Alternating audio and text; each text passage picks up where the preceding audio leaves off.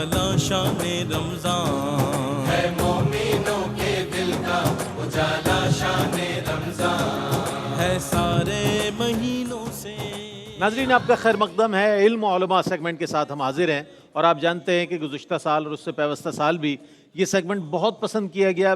بنیادی وجہ یہ ہے کہ ایک موضوع کا انتخاب کیا جاتا ہے اور اس سے متعلق انتہائی ضروری اور اہم سوالات کو شامل کر کے کوشش کی جاتی ہے کہ اس موضوع کو ڈسکرائب کیا جا سکے، اس کی وضاحت ممکن ہو سکے، اور اس کے لیے ہم درخواست کرتے ہیں اپنے پینل میں موجود ممتاز و معروف علماء دین کو مدعو کرتے ہیں، اور یہاں وہ تشریف لاتے ہیں اور اپنے علم کی روشنی میں، وقی مطالعے کی روشنی میں ہمارے سوالات کے جوابات عنایت فرماتے ہیں۔ ہمارے درمیان موجود ہیں استاذ العلماء زینت الفقہاء حضرت علامہ مفتی محمد اکمل مدنی صاحب۔ السلام علیکم ورحمۃ اللہ وبرکاتہ۔ وعلیکم السلام ورحمۃ اللہ۔ آپ کی وجہ سے ماشاءاللہ ایک ہماری ویورشپ، ہمارے تمام ہی اسکالرز جو ہیں بہت پسند کیے جاتے ہیں۔ قبلہ مفتی صاحب ہیں آپ کے ساتھ تشریف فرما، ممتاز و معروف عالم دین علامہ مفتی ارشاد حسین سعیدی صاحب۔ السلام علیکم ورحمۃ اللہ۔ وعلیکم السلام ورحمۃ اللہ وبرکاتہ۔ اور آپ کے ساتھ تشریف فرما ممتاز و معروف religious scholar doctor Atif Aslam Rao صاحب تشریف فرما۔ السلام علیکم ورحمۃ اللہ۔ وعلیکم السلام ورحمۃ اللہ۔ خیر مقدم ہے آپ کا، رمضان المبارک کی بہت مبارک آپ کو آمد، اور آپ کے چہرے دیکھ کر ایک تازگی اور خوشی مزید بڑھ گئی ہے کہ ماشاءاللہ علماء حضرات ہمارے ساتھ موجود رہیں گے روزانہ، اور یہ تین شہزادے تینوں شناخہ ماشاءاللہ ممتاز، مقبول اور بڑی خوش آواز شناخہ، محمد ثقلین رشید ہمارے ساتھ تشریف فرما ہیں، دانیال شیخ ہیں، اور ماسٹر سمیر۔ السلام علیکم ورحمۃ اللہ وبرکاتہ۔ وعلیکم السلام۔ اچھا، آج چونکہ علم و علماء میں موضوع مفتی صاحب فضائل رمضان رکھا گیا ہے، ظاہر ہے ہر چیز کو اللہ تعالیٰ نے فرائض واجبات جو ہم پر رکھے ہیں اس میں بہت سے فوائد موجود ہیں، بہت سے فضائل ہیں اس کے۔ یہ الگ بات ہے کہ وہ ہم پر مستحضر نہ ہو اور ہم اس کی اہمیت نہ جانتے ہوئے اس سے روگردانی کر رہے ہوں۔ یہ فرمائیے گا کہ ماہ رمضان کی فضیلت کے حوالے سے میں چاہتا ہوں چند آپ کے کلمات۔ اعوذ باللہ من الشیطان الرجیم، بسم اللہ الرحمن الرحیم۔ جیسے ہی متبرک مہینہ تشریف لاتا ہے، میرے خیال میں ہر چینل سے اور ریڈیو کے ہر پروگرام سے، اسی طرح مساجد میں ہر ممبر سے اس کی فضیلتیں بیان ہوتی ہیں، اور وہ جملہ آپ کا بڑا اچھا ہے کہ استحضار نہیں ہوتا۔ اچھا، وہ بعض اوقات استحضار ہوتا ہے لیکن وہ ہمت نہیں ہوتی کہ اس استحضار کے بعد اس سے مکمل استفادہ کیا جا سکے، سستی کرتے ہیں ہم لوگ۔ یہ مہینہ بڑا بابرکت مہینہ ہے، قرآن عظیم نے اس کی گواہی دی، یا ایھا الذین آمنوا کتب علیکم الصیام کما کتب علی الذین من قبلکم لعلکم تتقون۔ اے ایمان والو، تم پہ روزے فرض کیے گئے جیسے تم سے پہلے والوں پر فرض کیے گئے، تاکہ تم پرہیزگار ہو جاؤ۔ پرہیزگاری صرف روزہ رکھنے سے یقیناً حاصل نہیں ہوتی ہے، بلکہ اس کے لیے علم بھی چاہیے ہوتا ہے کہ پتہ ہو کہ کیا حلال ہے کیا حرام ہے، پھر اس کے بعد انسان اس کے تقاضے کے مطابق عمل بھی کرے۔ اسی لیے نبی کریم صلی اللہ علیہ وسلم نے ارشاد فرمایا کہ جس نے روزہ رکھا لیکن غلط گندی بات کہنا نہ چھوڑی اور اس کے تقاضے کے مطابق عمل کرنا نہ چھوڑا، تو اللہ تعالیٰ کو اس کے روزے کی کوئی حاجت نہیں ہے کہ وہ کھانا چھوڑ دے، پینا چھوڑ دے۔ اس کا مطلب یہ بیان فرمایا کہ نہ وہ اس کے روزے کی طرف التفات فرمائے گا، نہ اس کو اپنی بارگاہ میں قبول کرے گا۔ تو اس کا مطلب یہ ہوا کہ یہ مہینہ یقیناً تقویٰ کے قریب کرے گا، بشرطے کہ علم دین حاصل کر کے اس کے تقاضے کے مطابق عمل کرے۔ گویا کہ حالت روزہ، اور بالکل جیسے شریعت کہتی ہے اس کے تقاضے کے مطابق روزہ رکھنا، راہ تقویٰ کو آسان کر دیتا ہے۔ کیا بات، سبحان اللہ۔ کیونکہ مغلوب ہو جاتا ہے نفس، شیاطین بند ہوتے ہیں۔ نبی کریم نے خود ارشاد فرمایا کہ اذا جاء رمضان فتحت ابواب الجنہ وغلقت ابواب النار وصفدت الشیاطین، کہ جنتوں کے دروازے کھول دیے جاتے ہیں، جہنم کے دروازے بند کر دیے جاتے ہیں، اور شیاطین کو زنجیروں میں جکڑ دیا جاتا ہے۔ اب شیطان بند ہے لیکن اندر کا ننھا شیطان ابھی بھی جوان ہے، وہی بیویوں پہ ظلم کروا رہا ہے، موٹر سائیکل والا ٹرک والے سے لڑ رہا ہے، ویگن میں فائٹ ہو رہی ہے۔ اور جیسے یہ مہینہ آیا تو ذہن نے تیزی سے کام کرنا شروع کیا کہ مسلمانوں کی کھال کیسے اتاریں، اور پورے سال میں جو مال نہیں بکا قسمیں کھا کھا کے اس کو سب سے بہتر قرار دے کے کیسے بیچا جائے۔ یہ سب مصیبتیں۔ اور ایک فضیلت اور میں ذکر کر دیتا ہوں جو خاص روزے سے متعلق ہے لیکن رمضان کا تعلق۔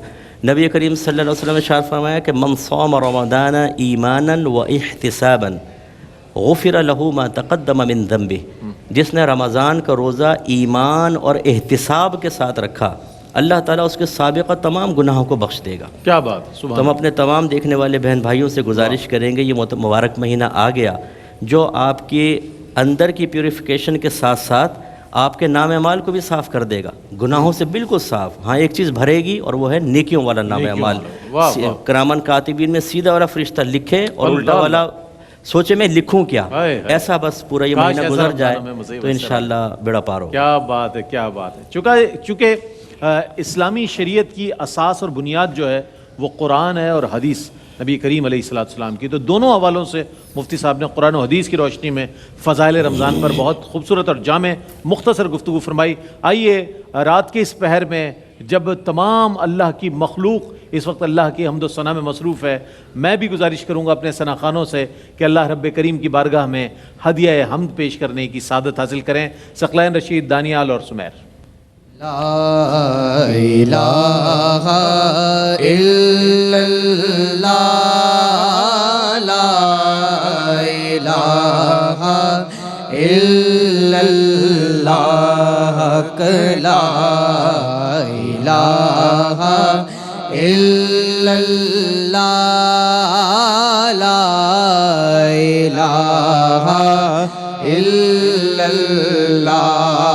خودی کا سر نگاہ، لا الہ الا اللہ، لا الہ الا اللہ. خودی ہے تیغ فساں، لا الہ الا اللہ، لا الہ الا اللہ. اگرچہ بت ہے جماعت کی آستینوں میں،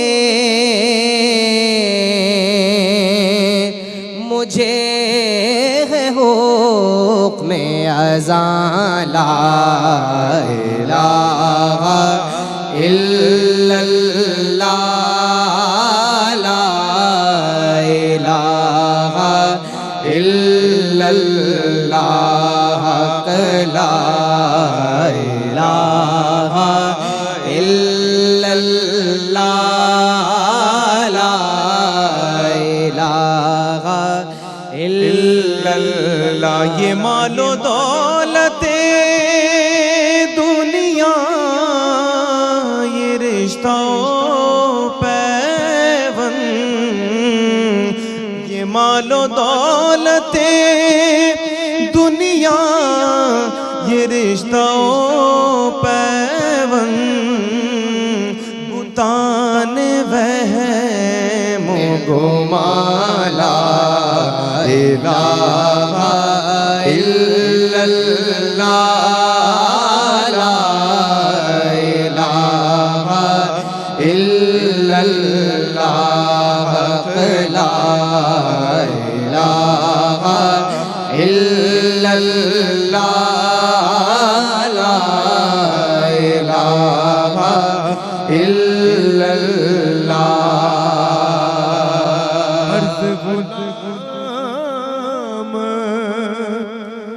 فقیر ہے ہمیں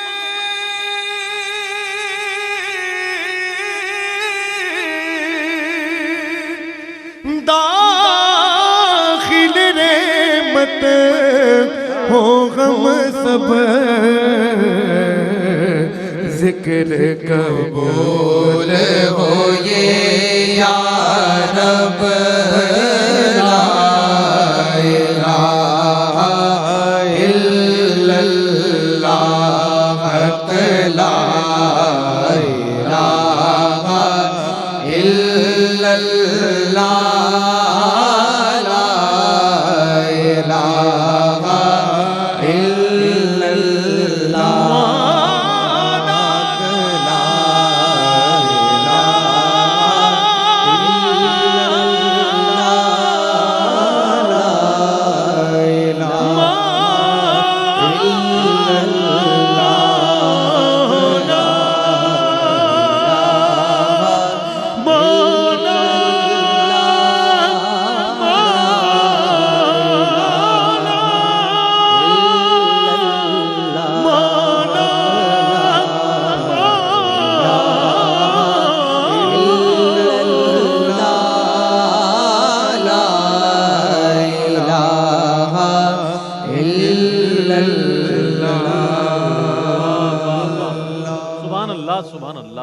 یہ نغمہ فصل گلو لالا کا نہیں پابند، یہ نغمہ فصل گلو لالا کا نہیں پابند، بہار ہو کہ خزاں لا الہ الا اللہ، بہار ہو کہ خزاں لا الہ الا اللہ۔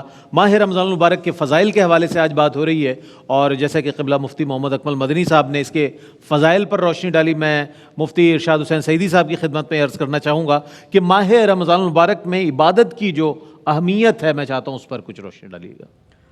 جی بہت شکریہ۔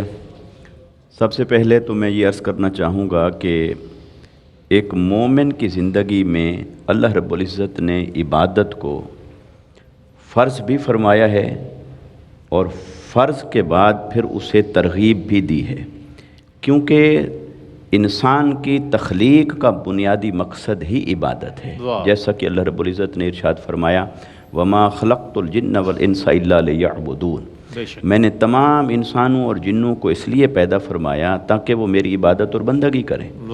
یہی وجہ ہے کہ اللہ رب العزت نے تمام مخلوقات کے لیے عبد کے نام اور عنوان کو پسند فرمایا ہے۔ ان کل من فی السماوات والارض الا آتی الرحمن عبدا، کہ زمین اور آسمان کے اندر جو کچھ بھی ہیں موجودات مخلوقات، وہ اللہ کے سامنے عبد کی حیثیت رکھتی ہیں۔ تو اللہ رب العزت نے جب انسان کو سراپا عبد بنایا ہے، تو یوں تو اس کا ایک ایک لمحہ، ایک ایک دن، ایک ایک رات، ایک ایک مہینہ عبادت سے معمور ہونا چاہیے، لیکن جب یہ ماہ مبارک آ جاتا ہے تو اس میں بندہ مومن کی ترغیب کے لیے اللہ رب العزت نے ہر عبادت کے اجر کو بڑھا دیا ہے۔ جب ہر عبادت کا اجر بڑھا دیا ہے تو یہ بندہ مومن کو ایک پیغام ہے، ترغیب ہے کہ اسے عبادت کی طرف رجوع کرنا چاہیے۔ اب وہ جس عبادت کی طرف یہ ماہ مبارک ہمیں بلاتا ہے، یوں تو وہ مشروع ہوا روزہ، مگر روزہ کے علاوہ آقا علیہ الصلوۃ والسلام نے نماز بڑھائی، جیسے تراویح کی صورت میں، یعنی فرض نمازوں کے علاوہ آقا علیہ الصلوۃ والسلام نے رات کے قیام کو بڑھایا، وہ تراویح کی صورت میں آ گیا۔ تو اسی طرح مال کو خرچ کرنا، یہ بھی وہ عبادت کی صورت ہے کہ جو اس ماہ مبارک کے اندر جس کی فضیلت کا کثرت کے ساتھ تذکرہ آیا ہے۔ لہٰذا ہمیں چاہیے کہ اس ماہ مبارک کے اندر اپنی عبادتوں کو بڑھائیں، اور عبادتوں میں جہاں عبادت کے فرض اعمال ہیں، مستحب اعمال ہیں، وہاں ہمیں اپنی معاشرتی زندگی کو، عملی زندگی کو، انفرادی اور اجتماعی زندگی کو سراپا عبادت بنانے کی ضرورت ہے، بلکہ اسے عبادت سے منور کرنے اور عبادت کا آئینہ بنانے کی ضرورت ہے۔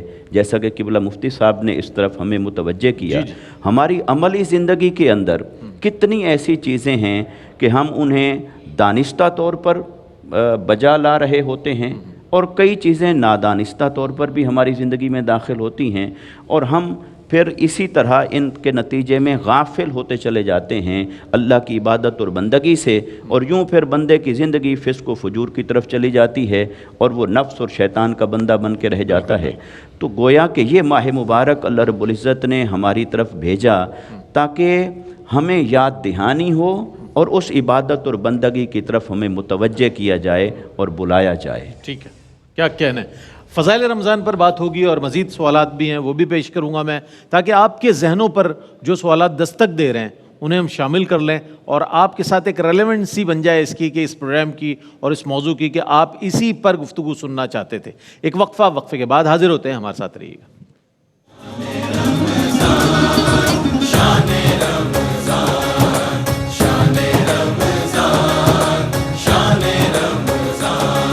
ہے مومنوں کے دل کا اجالا شان رمضان، ہے مومنوں کے دل کا اجالا شان رمضان۔